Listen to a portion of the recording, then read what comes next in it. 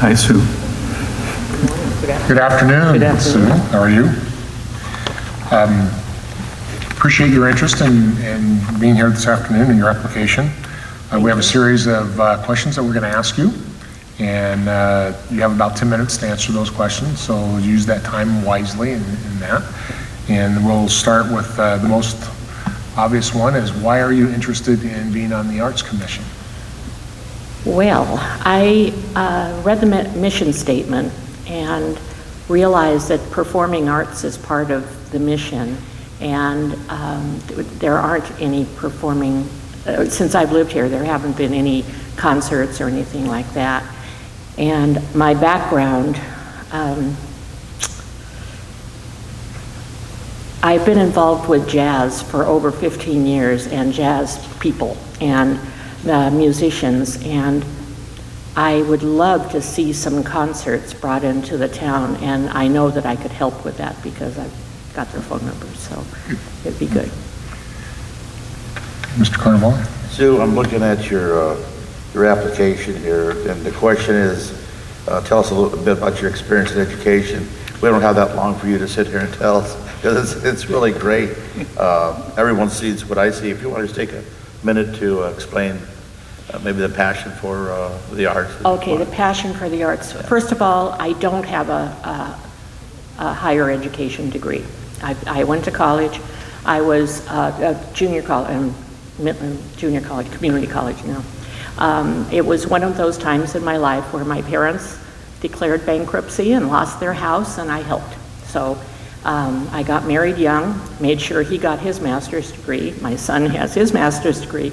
I worked at UCLA for 30 years, so I surrounded myself with academics and so forth, but I personally wasn't able to take advantage of it. One of the things that I'd like you to know is that at UCLA, I was very involved with our School of Arts and Architecture, and they have 6 departments. It's art, architecture, design, world arts and cultures, ethnomusicology, and music. Plus, there's a Herb Alpert School of Music. And I've been involved with them for, 25 years. And I know a lot about the full array of art. And I've been involved in it with acquisitions and hiring deans and faculty and all of it, so. Thank you. Sue, can you tell us your philosophy regarding the role of public art in the community, and should it be controversial at any time? Oh, it can be controversial, sure.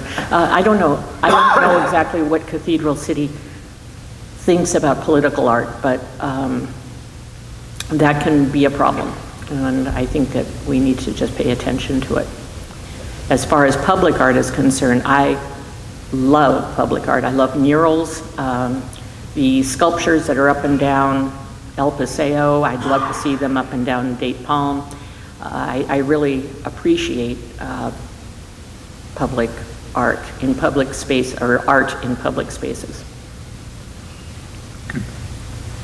Mr. Kaplan? Hi, Sue.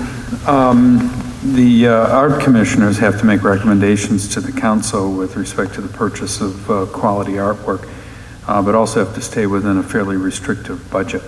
What are your ideas on how to reconcile those seemingly competing priorities? It is difficult because, as most of you know, I'm married to a professional artist. So the idea of trying to get things for free and discounted kind of hits my heart, you know? Artists need to be treated fairly. So that's one thing. However, there are a lot of material out there that's overpriced, and it needs to be assessed.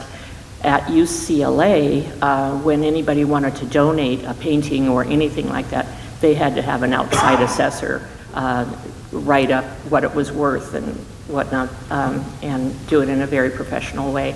And I think that that's what we should have done as well, as have an outside person who really knows what they're talking about look at it.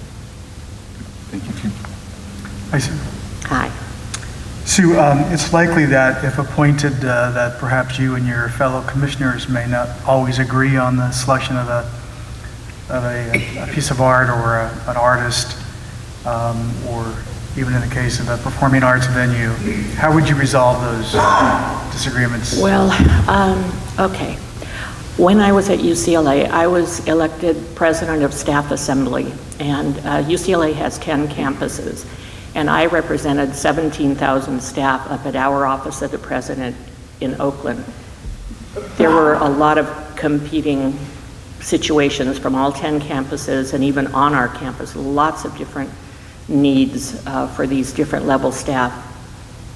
And you just do it. You work on a committee and you see it through. You have a common goal, even if you don't get along. You work towards that goal. And I think if you work hard and roll up your sleeves, it really does get done. Thank you. Thank you, Sue, for being here. Are there anything that we didn't cover that you would like to add in closing? Yes. Personalities matter, and I don't know what your criteria is for selecting commissioners. But I'd like you to know that if you choose me, you're going to get the person who really does the work. I'm in the background all the time. I do the work. I do roll up my sleeves. I have contact with so many, again, jazz musicians, everybody from Quincy Jones, who I was on a speed dial for years. Nancy Wilson has been to my house here in Cathedral City. I mean, I know these people well. I've never asked for their autograph. I've never taken a photo with them. They know that I get the work done, whatever it is that they need done. And I just think that's important. In fact, tomorrow I go back to LA and I'm helping with a jazz event with Grammy recipients Tamir Hendelman and Bill Cunliffe and famous jazz vocalist Janice Mann. I mean, they still call me. It's a long drive, but I still enjoy working with them. So I just want you to know that I work hard. And you saw on my application, I think there are 10 organizations that I've volunteered for just since I've lived here since 2009. And any one of them would write you a letter of recommendation or just tell you flat out that I get the work done. And so I'd like you to know that. The last thing, I'm married to a professional artist, and if any boat comes across that would seem like a conflict of interest or a bias on my part, I would recuse myself from voting. So just know that. If there's nothing, Tim doesn't get anything. So, thank you. Thank you.